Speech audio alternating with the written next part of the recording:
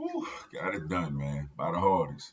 What's up, everybody? It's your boy, Mr. Dugai, coming at y'all with another episode of Dropping Dimes with Mr. Dugai.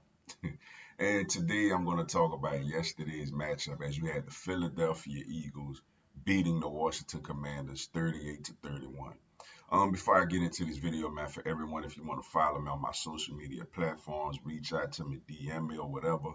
All that information gonna be down in the description box. So come holler at your boy.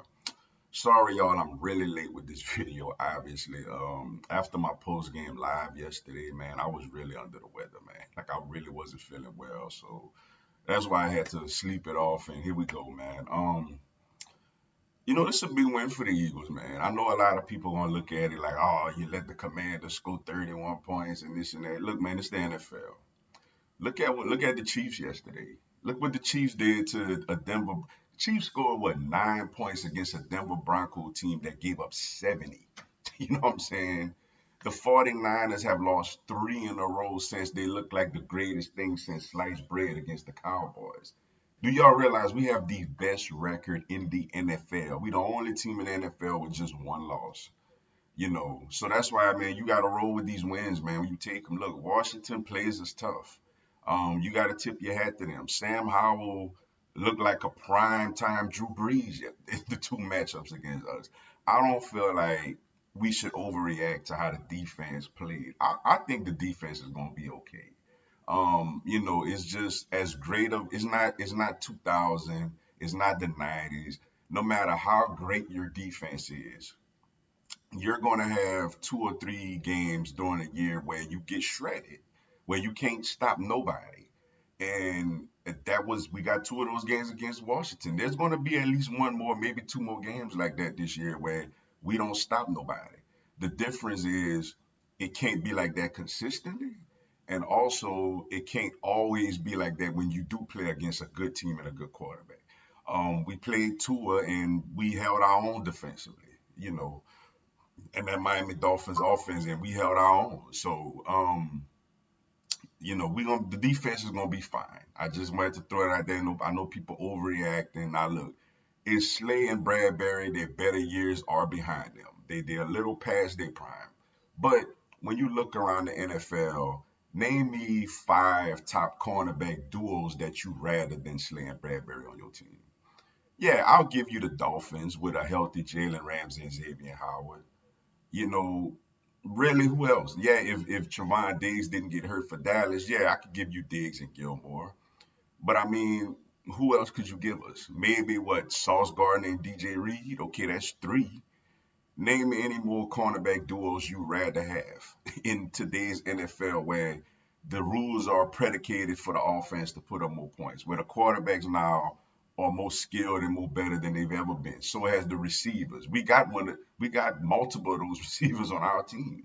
So we're gonna be all right, man. The problem yesterday wasn't necessarily the corners, is that we didn't have a pass rush yesterday, until the end of the game. A pass rush is the best thing to help complement a secondary. So usually, we get after the quarterback. We didn't yesterday, and you got to give Washington and Eric Bieniemy a lot of credit for going to a quick passing game. But what I like about Sean Desai is that he's at least shown me so far that he has the ability to adjust. It may from game to game. So we play Dallas next week. Now, if the defense go out there and look bad next week against Dallas, then yeah, we could start worrying a little bit. But overall, man, Hassan Reddick is the closer, man. Big time sack in the fourth quarter, strip sack, and yeah. But the story is the offense, yo. Jalen Hurts, with the exception of fumbling the brotherly shove, which was funny. Not funny at the time, but it's funny now looking back on it, man. How everybody just was like, oh, that's how you know. But Jalen Hurts was outstanding yesterday. I mean, you talking about over 300 yards passing, four touchdowns, no interceptions. Jalen Hurts was on one yesterday, and that's my quarterback, man. Like that's my guy, yo.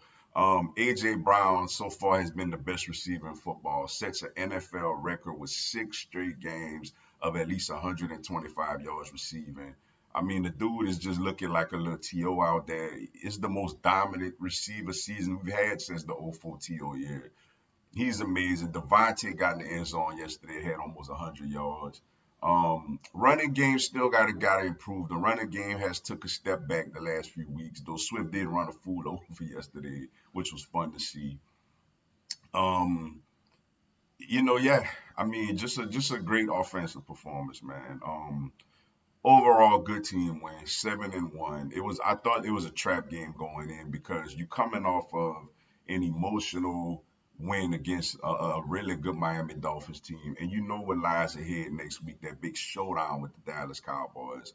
And you got this Washington team squeezed in the middle of that who just they get up the players, man. They just do. And guess what? Though they played us extremely hard 2 times, we came out with 2 wins. That speaks a lot to this team.